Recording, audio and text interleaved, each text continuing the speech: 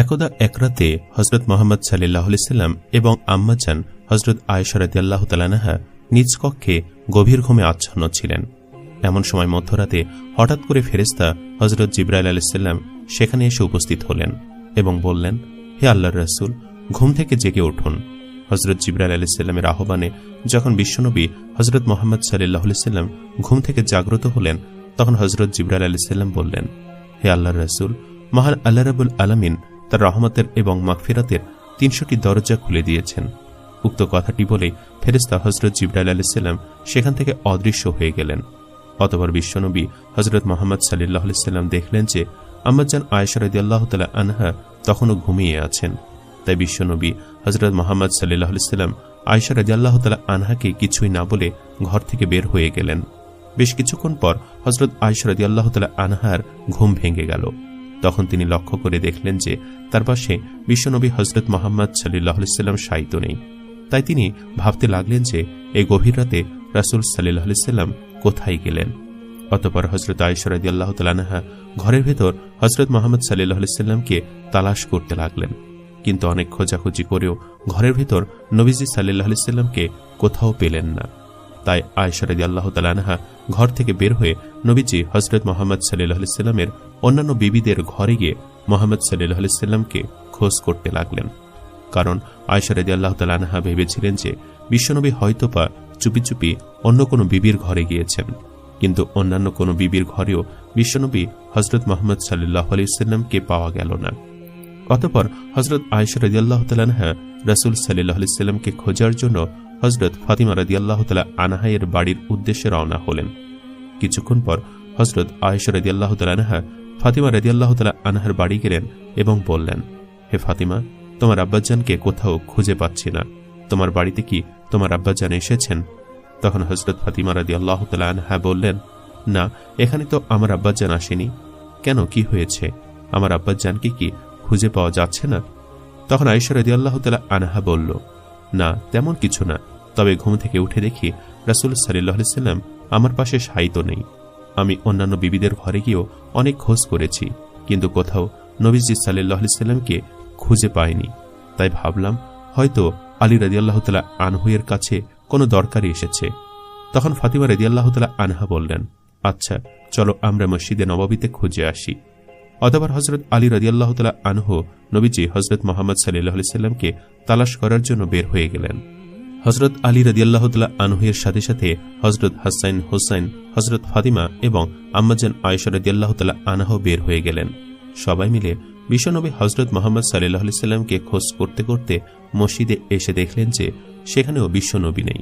তখন আম্মাজান আয়েশা রাদিয়াল্লাহু তাআলা আনহা কেঁদে কেঁদে বললেন, নবীজির অন্যান্য বিবিগণের ঘরে তালাশ করলাম, কিন্তু নবীজি সেখানে নেই। আল্লাহর ঘর মসজিদে এসেও নবীজিকে তালাশ করলাম, কিন্তু এখানেও নবীজি নেই। তাহলে কোথায় গেলে আমার প্রাণের নবীকে পাওয়া যাবে? তখন হযরত আলী রাদিয়াল্লাহু তাআলা আনহু বললেন, যেহেতু নবীজিকে মসজিদে পাওয়া গেল না, তাহলে নবীজি হযরত মুহাম্মদ সাল্লাল্লাহু আলাইহি সাল্লামকে কবরস্থান জান্নাতুল বাকিতে পাওয়া যেতে পারে। তাই চলো আমরা সবাই মিলে জান্নাতুল বাকিতে যাই।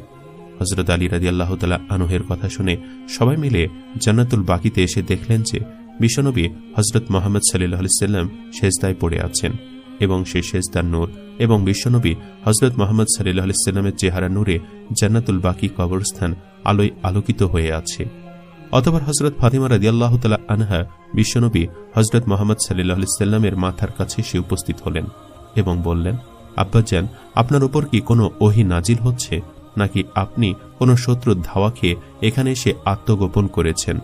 তখন বিশ্বনবী হযরত মুহাম্মদ সাল্লাল্লাহু আলাইহি সাল্লাম সেজদা থেকে মাথা উঠিয়ে হযরত ফাতিমা রাদিয়াল্লাহু তাআলা আনহাকে বললেন, হে ফাতিমা, আমার উপর কোনো ওহী নাজিল হচ্ছে না এবং আমি কোনো শত্রুর ধাওয়া খেয়েও এখানে এসে আত্মগোপন করিনি। হে ফাতিমা, হযরত জিবরাইল আলাইহিস সালাম আমার কাছে এসে আমাকে বলে গিয়েছেন যে আজকে রাতে নাকি মহান রব্বুল আলামিন তার রহমত এবং মাগফিরাতের ৩০০টি দরজা খুলে দিয়েছেন। হে ফাতিমা, আজকের রাত এমন একটি রাত যে রাতে বান্দার ভাগ্য নির্ধারণ করা হয়, যে রাতে মহান রব্বুল আলামিন বান্দাদেরকে ক্ষমা করে দেন। এটা হলো অর্ধ শাবানের রাত, শাবানের 14 তারিখের দিবাগত রাত। মহান আল্লাহ তাআলা অর্ধ শাবানের রাতে তার বান্দার প্রতি মনোযোগ দেন এবং ক্ষমা প্রার্থনাকারীদের ক্ষমা করেন এবং অনুগ্রহ প্রার্থীদের অনুগ্রহ করেন আর বিদ্বেষ পোষণকারীদের ছেড়ে দেন তাদের অবস্থাতেই। হে ফাতিমা, আমি সেজদায় পড়ে জান্নাতুল বাকিতে যারা শায়িত আছে তাদের জন্য মহান আল্লাহ রাব্বুল আলামিনের দরবারে দোয়া প্রার্থনা করছি। কেননা আমি যা জানি তোমরা তা জানো না, আমি যা দেখি তোমরা তা দেখো না। আমি যখন কবরের কাছে এসে দাঁড়াই তখন কবরের ব্যক্তিদের সঙ্গে মহান আল্লাহ তাআলা কিরূপ আচরণ করে তোমরা দিনের বেলা যেমন সবকিছু স্পষ্ট দেখতে পাও, আমি কবরের আযাব ঠিক তেমনি স্পষ্টভাবে দেখতে পাই। ফাতিমা, আমি জান্নাতুল বাকিতে চলে এসেছি আমার সাহাবীদের জন্য মহান আল্লাহ রাব্বুল আলামিনের দরবারে মাগফিরাত কামনা করতে। মহান আল্লাহ রাব্বুল আলামিন যেন আমার সাহাবীদেরকে জাহান্নামের কঠিন আযাব থেকে নাজাত দান করেন। সুবহানাল্লাহ। অন্য আরেক বর্ণনায় পাওয়া যায় যে একদিন রাতে হযরত মুহাম্মদ সাল্লাল্লাহু আলাইহি সাল্লাম নামাজে দাঁড়ালেন এবং এত দীর্ঘ সেজদা করলেন যে হযরত আয়েশা রাদিয়াল্লাহু তাআলা আনহা ধারণা করলেন যে হযরত মুহাম্মদ সাল্লাল্লাহু আলাইহি সাল্লাম হয়তোবা মৃত্যুবরণ করেছেন। তখন হযরত আয়েশা রাদিয়াল্লাহু তাআলা আনহা হযরত মুহাম্মদ সাল্লাল্লাহু আলাইহি সাল্লামের বৃদ্ধা আঙ্গুলে নাড়া দিলেন। যখন হযরত মুহাম্মদ সাল্লাল্লাহু আলাইহি সাল্লামের বৃদ্ধা আঙ্গুলি নড়ল তখন আম্মাজান আয়েশা রাদিয়াল্লাহু তাআলা আনহা নিশ্চিন্ত হলেন। অতঃপর হযরত মুহাম্মদ সাল্লাল্লাহু আলাইহি সাল্লাম যখন সেজদা থেকে উঠলেন এবং নামাজ শেষ করলেন তখন আয়েশাকে লক্ষ্য করে বললেন, হে আয়েশা, তোমার কি এই আশঙ্কা হয়েছে যে আল্লাহর রাসূল তোমার হক নষ্ট করবেন? উত্তরে হযরত আয়েশা রাদিয়াল্লাহু তাআলা আনহা বললেন, না ইয়া রাসূলুল্লাহ, আপনার দীর্ঘ সেজদা থেকে আমার এই আশঙ্কা হয়েছিল যে আপনি মৃত্যুবরণ করেছেন। তখন হযরত মুহাম্মদ সাল্লাল্লাহু আলাইহি সাল্লাম হযরত আয়েশা রাদিয়াল্লাহু তাআলা আনহাকে জিজ্ঞেস করলেন, হে আয়েশা, তুমি কি জানো এটা কোন রাত? উত্তরে হযরত আয়েশা রাদিয়াল্লাহু তাআলা আনহা বললেন, আল্লাহ ও তার রাসূলই ভালো জানেন। অতঃপর হযরত মুহাম্মদ সাল্লাল্লাহু আলাইহি সাল্লাম ইরশাদ করলেন, হে আয়েশা, এটা হলো অর্ধ শাবানের রাত, শাবানের 14 তারিখে দিবাগত রাত। মহান আল্লাহ তাআলা অর্ধ শাবানের রাতে তার বান্দার প্রতি মনোযোগ দেন এবং ক্ষমা প্রার্থনাকারীদের ক্ষমা করেন এবং অনুগ্রহ প্রার্থীদের অনুগ্রহ করেন আর বিদ্বেষ পোষণকারীদের ছেড়ে দেন তাদের অবস্থাতেই।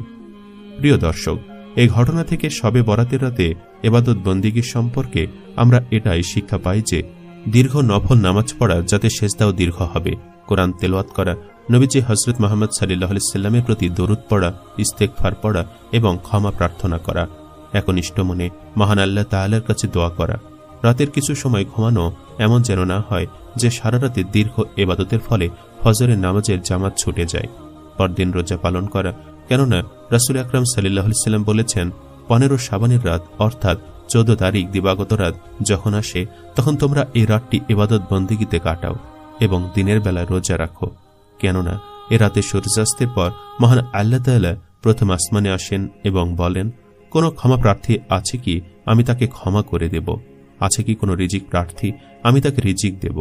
এইভাবে সুবে সাদিক পর্যন্ত মহান আল্লাহ তাআলা তার বান্দাদেরকে ডাকতে থাকেন। সুবহানাল্লাহ। তাছাড়া প্রতি আরবি মাসের 13, 14 ও 15 তারিখ তথা আয়ামে বীজে রোজা রাখার বিষয়টি সহিহ হাদিস দ্বারা প্রমাণিত, আর শাবান মাসের এই দিনটিও আয়ামে বীজের অন্তর্ভুক্ত। প্রিয় নবী হযরত মুহাম্মদ সাল্লাল্লাহু আলাইহি সাল্লাম নিজেও আয়ামে বীজের রোজা রাখতেন।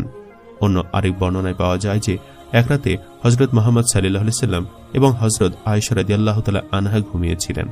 হযরত মুহাম্মদ সাল্লাল্লাহু আলাইহি সাল্লাম যখন বুঝতে পারলেন যে আয়েশা রাদিয়াল্লাহু তাআলা আনহা ঘুমিয়ে গিয়েছেন তখন তিনি সাবধানে একা বাহিরে বেরিয়ে গেলেন, কিন্তু হযরত আয়েশা রাদিয়াল্লাহু তাআলা আনহা তখনও ঘুমাননি, ঘুমের ভান করে শুয়েছিলেন।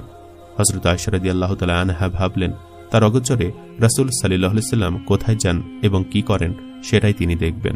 তাই কৌতূহলবশত হযরত আয়েশা রাদিয়াল্লাহু তাআলা আনহা হযরত মুহাম্মদ সাল্লাল্লাহু আলাইহি সাল্লামের পিছু নিলেন। অতঃপর হযরত আয়েশা রাদিয়াল্লাহু তাআলা আনহা দেখলেন যে হযরত মুহাম্মদ সাল্লাল্লাহু আলাইহি সাল্লাম এগিয়ে চলেছেন। চলতে চলতে তিনি মসজিদে নববী থেকে একটু দূরে অসংখ্য সাহাবীর কবরস্থান বাকিতে এসে পৌঁছালেন। বাকিতে পৌঁছে আল্লাহর রাসূল সাল্লাল্লাহু আলাইহি সাল্লাম বেশ কিছুক্ষণ নীরবে দাঁড়িয়ে রইলেন। কিছুক্ষণ পর আকাশের দিকে তাকিয়ে 2 হাত তুলে দোয়া করলেন। ওদিকে অদূরে দাঁড়িয়ে আয়েশা রাদিয়াল্লাহু তাআলা আনহা সবকিছুই দেখছিলেন। তিনি যখন দেখলেন যে বিশ্বনবী হযরত মুহাম্মদ সাল্লাল্লাহু আলাইহি সাল্লাম তার মৃত সাহাবীদের জন্য দোয়া করছেন তখন তিনি লজ্জিত হলেন। অতঃপর রাসূল করিম সাল্লাল্লাহু আলাইহি সাল্লাম যেন বুঝতে না পারে সেজন্য আম্মাজান আয়েশা রাদিয়াল্লাহু তাআলা আনহা জলদি সেখান থেকে ঘরে এসে কাঁথা মুড়ি দিয়ে শুয়ে পড়লেন। কিছুক্ষণ পর হযরত মুহাম্মদ সাল্লাল্লাহু আলাইহি সাল্লাম ঘরে এসে শুয়ে পড়লেন, কিন্তু তিনি শুয়ে বুঝতে পারলেন যে আয়েশার শ্বাস প্রশ্বাস অস্বাভাবিক। তার হৃদস্পন্দন বেড়ে গিয়েছে, বুক দ্রুত ওঠানামা করছে। তখন রাসূল আকরাম সাল্লাল্লাহু আলাইহি ওয়াসাল্লাম দাঁড়িয়ে জিজ্ঞেস করলেন, কি হয়েছে আয়েশা? উত্তরে আয়েশা রাদিয়াল্লাহু তাআলা আনহা বললেন, কিছু না। নবীজি সাল্লাল্লাহু আলাইহি ওয়াসাল্লাম তখন বললেন, তুমি বলবে না আমি সর্বজ্ঞ আল্লাহর কাছ থেকে জেনে নিব? অতঃপর হযরত আয়েশা রাদিয়াল্লাহু তাআলা আনহা পুরো ঘটনা বললেন এবং লজ্জিত হলেন। তখন হযরত মুহাম্মদ সাল্লাল্লাহু আলাইহি ওয়াসাল্লাম বললেন, তুমি কি মনে করো আল্লাহ ও তার রাসূল তোমার উপর জুলুম করবেন? উত্তরে হযরত আয়েশা রাদিয়াল্লাহু তাআলা আনহা বললেন, হে আল্লাহর রাসূল, আমি ধারণা করেছিলাম যে আপনি আপনার অপর কোনো বিবির নিকট চলে গিয়েছেন কিনা। তখন নবীজি রাসূল সাল্লাল্লাহু আলাইহি ওয়াসাল্লাম বললেন, মহান আল্লাহ রাব্বুল আলামিন শাবানের মধ্যরাত্রিতে নিকটবর্তী আসমানে অবতীর্ণ হন এবং কালফ গোত্রের ছাগলের পালকের পশমের চেয়ে বেশি লোকদের ক্ষমা করেন। সুবহানাল্লাহ। অতঃপর নবীজি রাসূল সাল্লাল্লাহু আলাইহি ওয়াসাল্লাম খুনসুটি করে আম্মাজান আয়েশা রাদিয়াল্লাহু তাআলা আনহাকে চিমটি কাটলেন। ফলে আয়েশা রাদিয়াল্লাহু তাআলা আনহা মৃদু হেসে উঠলেন। এরপর রাসূল আকরাম সাল্লাল্লাহু আলাইহি ওয়াসাল্লাম বললেন, হে আয়েশা, কখনো এমন ধারণা করো না যে আল্লাহ রাসূল তোমার সঙ্গে বেইনসাফি করবেন। সুবহানাল্লাহ।